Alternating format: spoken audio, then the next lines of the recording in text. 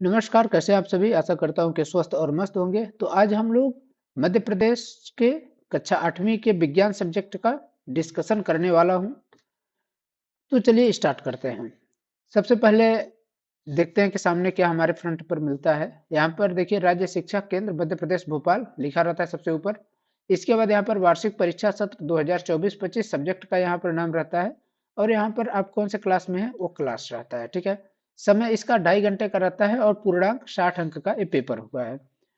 तो सबसे पहले 1 से 5 तक के हम लोग देखें अगर क्वेश्चन, तो ये बहुविकल्पी टाइप के हैं। निर्देश में क्या दिया है, सही विकल्प आपको चुन करके आंसर देना है और प्रत्येक प्रश्न के लिए 1 अंक निर्धारित किया गया है। तो चलिए हम लोग पहले क्वेश्चन से चलते हैं।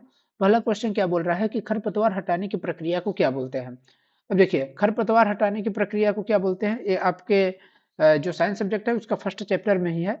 तो इसमें ऑप्शन दे रहा है कटाई, निराई, सिंचाई या जुताई। तो खरपतवार हटाने का मतलब क्या होता है, जब हमारे जो पेड़ पौधे होते हैं उसमें कहीं कहीं पर अनावश्यक पेड़ पौधे या फिर छोटे छोटे पौधे उग आते हैं, तो उनको हटाने के लिए हम निराई करते हैं, ठीक है। तो ऑप्शन नंबर बी सही हो जाएगा। अगला क्वेश्चन देखते हैं हम लोग।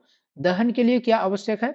तो आप यहाँ पर हमको ऑप्शन मिलता है ए ऑक्सीजन, कार्बन डाइऑक्साइड, पानी, नाइट्रोजन। तो सही उत्तर क्या हो जाएगा, ऑप्शन नंबर ए ऑक्सीजन की आवश्यकता होती है, ठीक है।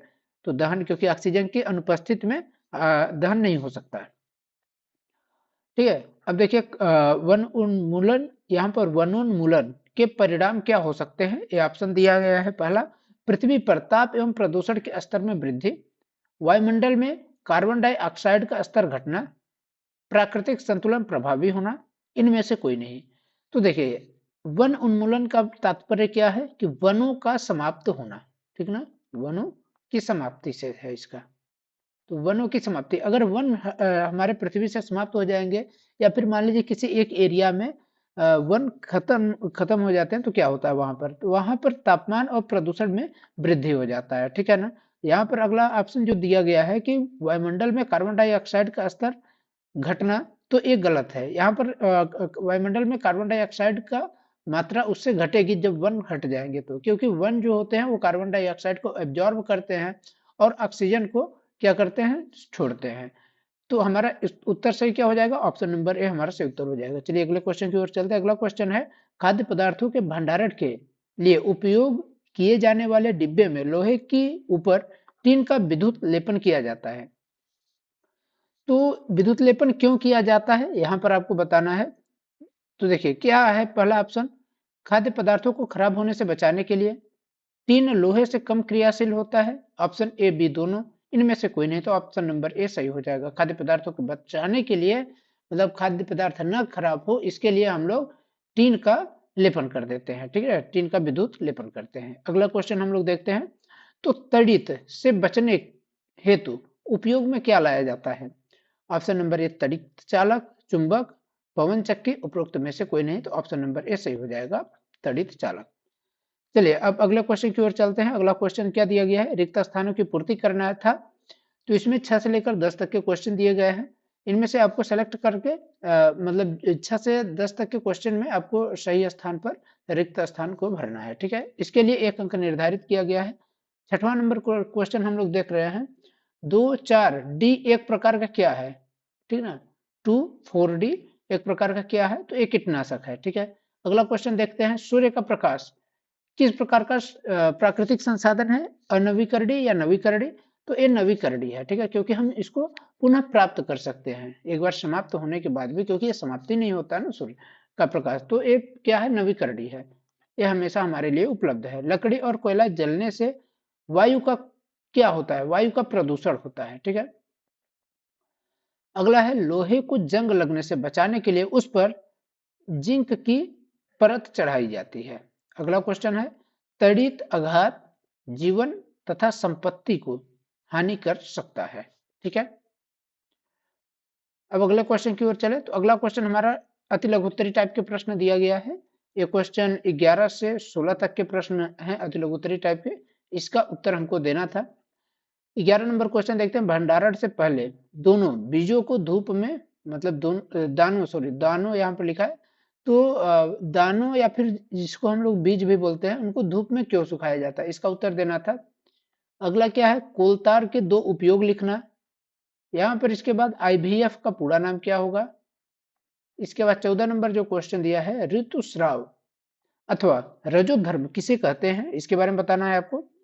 15वां नंबर क्वेश्चन जो दिया गया है, किसी सतह पर लगने वाले दाब को परिभाषित करना है। तड़ित चालक से अपनी सुरक्षा के 2 उपाय लिखना था यहाँ पर। ठीक है, अब अगला क्वेश्चन हम देखते हैं। अगला तो हमारे लघुत्तरी प्रश्न आ जाते हैं, जो कि 17 से लेकर 22 तक के क्वेश्चन है। इसका 30 से 40 शब्दों में आपको उत्तर देना था और प्रत्येक प्रश्न के लिए आपको 3 अंक निर्धारित किया गया था। प्रश्न क्रमांक 17 हम लोग देखते हैं, तो ईंधन के रूप में एलपीजी और लकड़ी की तुलना किन्हीं 3 बिंदुओं के आधार पर आपको करना था। ईंधन के रूप में एलपीजी और लकड़ी की तुलना 3 बिंदुओं पर आपको करना था कि एलपीजी का क्या हमारा महत्व है और लकड़ी का क्या महत्व है, कौन सा इसमें हमारे लिए हानिकारक है, और एलपीजी क्या होता है, लकड़ी क्या होता है, लकड़ी को हम कहाँ से प्राप्त कर सकते हैं, एलपीजी को कहाँ से प्राप्त कर सकते हैं। तो इन सब के बारे में आपको कोई भी 3 बिंदु लिखना था। अगला हमारा क्वेश्चन 18 नंबर आता है, हमें कागज की बचत क्यों करनी चाहिए। उन कार्यों के 2 उदाहरण लिखिए जिनके द्वारा आप कागज की बचत कर सकते हैं। लैंगिक जनन तथा अलैंगिक जनन में कोई 3 अंतर लिखना है। गायटर नामक रोग क्यों होता है, कोई 3 कारण लिखना है। सब्जियों को काटने हेतु किसी कुंडित चाकू तीखे चाकू से काटना आसान होगा क्यों।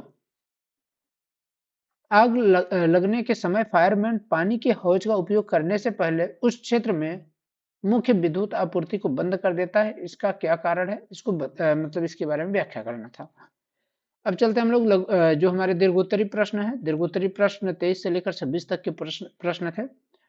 वैक्सीन के बारे में क्वेश्चन पूछा गया है। इसके बाद घर्षण से संबंधित क्वेश्चन है कि घर्षण किसे कहते हैं, घर्षण की हानिकारक परंतु अनिवार्य है, इसकी पुष्टि करना था। ठीक है, इसके बाद ध्वनि किस प्रकार से उत्पन्न होती है, ध्वनि उत्पन्न करने वाले 2 वाद्य यंत्रों का आपको नाम लिखना था। इसके बाद क्या, परावर्तन किसे कहते हैं, परावर्तन के नियम चित्र आरेख के द्वारा आपको स्पष्ट करना था। तो ये रहा कक्षा 8वीं का पेपर एमपी बोर्ड के। तो आशा करता हूं कि आप सभी से क्वेश्चन बन चुके होंगे। अगर आप सभी के क्वेश्चन बने हों या फिर जितने भी क्वेश्चन आपसे बने हों, तो आप लोग कमेंट करके बताइएगा कि आपको 60 में से कितने नंबर मिल रहा है। और आप लोग कमेंट करके बता सकते हैं कि आपको ये वीडियो कैसी लगी। अगर वीडियो अच्छी लगी हो तो इसको आप लोग लाइक कर दीजिए, और चैनल को अभी तक सब्सक्राइब नहीं किया है तो इसको फटाक से सब्सक्राइब कर दीजिए, और वहां पर एक बेल आइकन का घंटी होगा, उसको क्या करना है, प्रेस कर देना, और वहां पर देखिए आल का ऑप्शन आता है, तो आल पर क्लिक कर लेना है, जिससे हम कुछ भी वीडियो बनाए तो आपके पास फटाक से पहुंच जाए और आप उसको जल्द से जल्द देख सकें। ठीक है, धन्यवाद।